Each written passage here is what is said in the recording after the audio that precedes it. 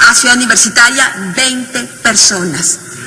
Han sido ejecutadas en México más de 60,000 personas. Han sido desaparecidas otras tantas. Y solo 20 personas son capaces de ir a marchar. Algo está faltando ahí. No hay la indignación. El movimiento fue creciendo en determinado momento y cuando iba creciendo en determinado momento el gobierno trató de cooptarlo y sofocarlo. Llevan a Javier Sicilia a un rincón, para querer no quererlo mostrar como intolerante. Se le dice, ¿quieres mostrarte intolerante o quieres mostrarte como diálogo? Javier Sicilia, por su propio espíritu de conciliación, decide optar por quiero el diálogo, en lo cual fue una situación un poco ingenua, porque estaba hablando con un presidente que no quiere dialogar, lo que quiso es regañarlo públicamente. Tú no tienes permiso de pensar distinto a mí, porque entonces eres como los narcotraficantes. Por eso hablaba yo un poco en esta analogía entre narcos y gobierno, que aplican la misma regla, o estás conmigo o estás contra mí. Así está Felipe Calderón. Entonces estamos en una situación donde no hay una verdadera indignación, Rubén. Uno habla con las madres de las personas que han sido ejecutadas y dicen, pues bueno, sí, no, mi hijo no era delincuente, no era un asesino, pero mejor me quedo callada, no digo nada, porque si no digo nada, no van a venir a perseguirme a mí, no van a venir a matar a mis otros hijos, mejor me quedo callado. El gran problema de México... Pero es que nos está gobernando el miedo. Es que además de todos los problemas que estamos hablando, existe un problema real de miedo. ¿De miedo? Y el miedo paraliza. Y es inducido además. Además. ¿No? Estoy de acuerdo que el movimiento es regional, que hay diferencias importantes, que México no es América Latina, pero el papel de los medios en América Latina es igual. Se han convertido en la principal oposición a todos los gobiernos progresistas. Cuando los partidos pierden espacio, los medios llenan el vacío. Igual aquí en Estados Unidos, las matrices de opinión pública que crea Univisión y que crea Telemundo, de todos modos, son factor fundamental en tratar de dirigir la población latina en este país. O sea, cuando esa matriz de opinión viene de Miami y es manejada por cubanoamericanos que tienen una posición política y tienen una agenda muy concreta, y tratar de disuadir a la gente de no protestar contra la inmigración, de no protestar por sus derechos. Eso es lo concreto. Yo que veo en el caso de México, sí veo indignación. Lo que veo es que no ven solución, no hay salida. Hay indignación en el Valle de Cuauhtémoc, en Chihuahua, cuando luchan por sus tierras y en contra del ejército. En Ciudad Juárez, también igual. Las protestas por la paz, los movimientos indígenas, los veo por todo México, ¿de acuerdo? No están ligados, no están juntos, son focos, son separados, están aislados y tienen todo el peso del Estado en su contra y el peso de los medios en su contra y tienen todo un aparato para tratar de disuadirlos a no participar, a ser cínicos, a no ver solución, a no tener esperanza. Lorenzo. Hay una diferencia entre lo que uno quisiera y lo que es.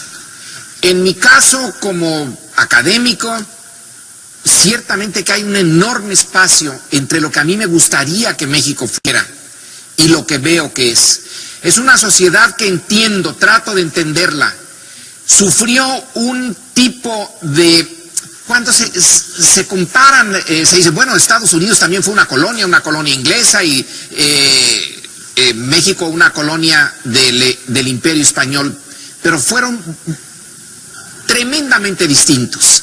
La colonización en Estados Unidos es una colonia de poblamiento. Vinieron aquí a echar a las poblaciones que existían, deshacerlas, etcétera, y traer una nueva ola completamente con su cultura, sus lenguas, sus leyes, etcétera. En el caso de México, se trató de una colonia de explotación. Se trataba de una minoría europea, pero muy minoría, en un mar de originales, de una civilización original. Y para deshacer la resistencia, se creó una cultura, y tuvieron mucho éxito en esto, una cultura en donde se inyectó un sentimiento de sometimiento, de inferioridad, frente a las élites. Los españoles dominaron 3 siglos sin que hubiera un levantamiento, y eran una minoría de minorías, eran unos cuantos. Hay una derrota mental, cultural del México original.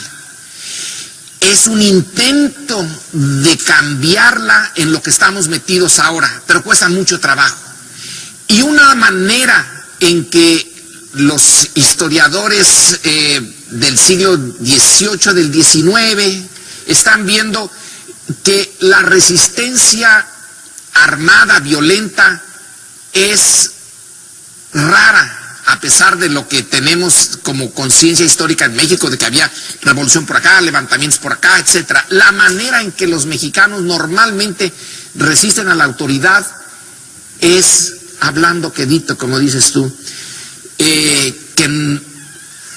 por eso también se viola la ley tanto, cuando se dice, pero si allí en México todo el mundo viola la ley. Claro, porque es una ley venida de fuera, y una manera de resistir es no cumplirla, pero no a gritos, sino decir, bueno, está bien, esta es su ley, yo voy a hacerle por otra, como pueda por otro lado, porque no es una ley que haya salido de la sociedad mexicana, fue impuesta, fue un choque, es un choque, todavía sigue siendo un choque entre lo que viene de afuera y lo que era de adentro. Pero esa sociedad a veces ha considerado que es más prudente no mostrar su rabia, su descontento, sino irse con la corriente. Creo yo que Peña Nieto es eso ahora. Hay una parte de México que dice, bueno, eran malos, pero los de ahora son peores. Entonces tenemos que elegir entre lo malo y lo peor. Eran unos ladrones corruptos, pero bueno, sabían negociar. Los de ahora ni eso saben. Entonces hay una cierta resignación, que eso es lo que yo ya a mi edad, ya me queda poco, pero entonces me siento todavía más frustrado todavía, porque no veo cuándo en mi periodo de vida que me queda sea capaz el grueso de la sociedad mexicana de no dejarse. Pero no es que ellos tengan, no es algo que esté, que moralmente pueda yo decir están en falta, sino que es la propia historia mexicana, una historia muy trágica, una historia de colonización brutal, pero sobre todo mental, la que hizo que esa población original se sintiera derrotada, inferior, etcétera, y no reclamara como sí ocurre en otras partes de América Latina y desde luego aquí. Entonces nosotros la tenemos peor, tenemos muy difícil el cambio, lo cual no quiere decir que no lo debamos de intentar, que por lo menos no se diga, estos estaban con el chupándose el dedo. Bueno, sí, si vuelve, si retorna el PRI, es como si retornara el Partido Comunista de la Unión Soviética a Rusia. Bueno, es algo parecido. Putin va a regresar al gobierno de Rusia. Pero que no nos digan, eso es lo que querían, eso está bien, nada, es resultado de una tremenda coalición de fuerzas políticas y económicas. La televisión no es más que la parte superior de un iceberg en donde están las grandes concentraciones de recursos, y también la iglesia está metida en esto. La iglesia es una fuerza muy poderosa, conservadora.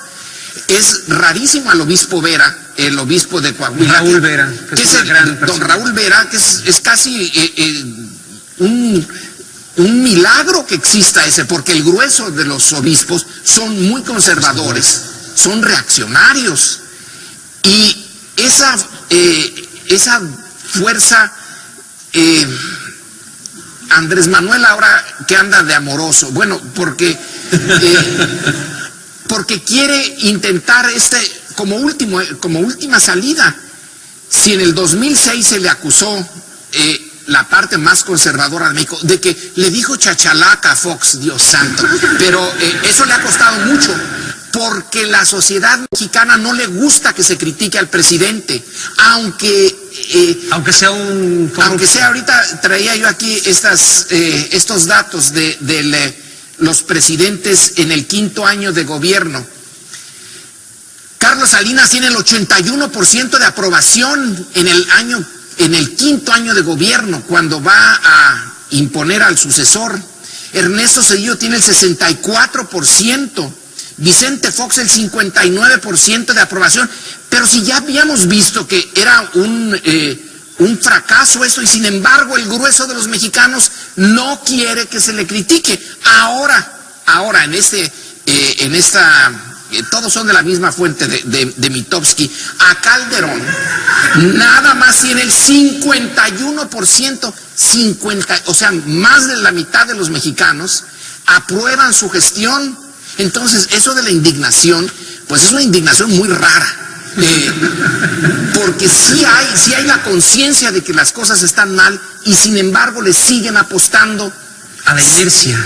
Pero le apuestan ¿a qué? ¿A qué le apuestan? Tú hablas con, yo hablo con mexicanos, tanto los 12 millones que salieron del país, que están acá, que es parte de la indignación para mí también, como parte también de la realidad que yo cotidianamente hablo con parientes mexicanos. O sea, todos critican el proceso, sin duda, pero regresando al tema de los medios, porque yo también creo que cuando se habla de estos medios, yo tengo aquí de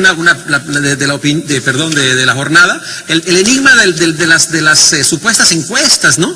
Que dicen que también son parte de la matriz de opinión. Cuando la de Milenio, hecha en 3 de abril, dice que AMLO tiene 16% y Enrique Peña Nieto tiene 35%, pero la de Univisión en febrero le daba 78% a AMLO. O sea, que aquí hay una cuestión de las encuestas cruzadas. Oye, ya que estamos hablando, ¿verdad? Donde sí. También creo que si ves la de la ITAM, que no es ningún amigo de Andrés Manuel López Obrador, le da 51% a AMLO.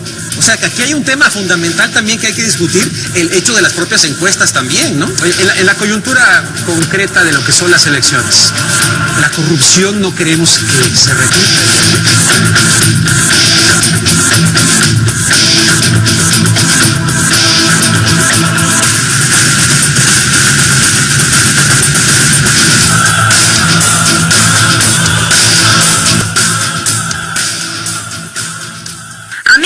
Faltando ahí, no hay la indignación.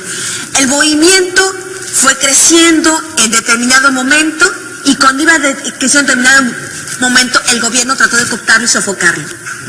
Llevan a Javier Sicilia a un rincón, para querer no quererlo mostrarlos, a Ciudad Universitaria 20 personas. Han sido ejecutadas en México más de 60,000 personas. Han sido desaparecidas otras tantas. Y solo 20 personas son capaces de ir a marchar. Algo explotó. Regañarlo públicamente, tú no tienes permiso de pensar distinto a mí, porque entonces eres como los narcotraficantes. Por eso hablaba yo un poco en esta analogía entre narcos y gobierno, que aplican la misma regla. O estás conmigo o estás contra mí. Así está Felipe Calderón. Entonces, estamos en una situación como intolerantes, lo dice, ¿quieres mostrarte intolerante o quieres mostrarte como diálogo? Javier Sicilia, por su propio espíritu de conciliación, decide optar por quiero el diálogo, en lo cual fue una situación un poco ingenua, porque estaba hablando con un presidente que no quiere dialogar, lo que quiso es regañar la situación, donde no hay una verdadera indignación, Rubén.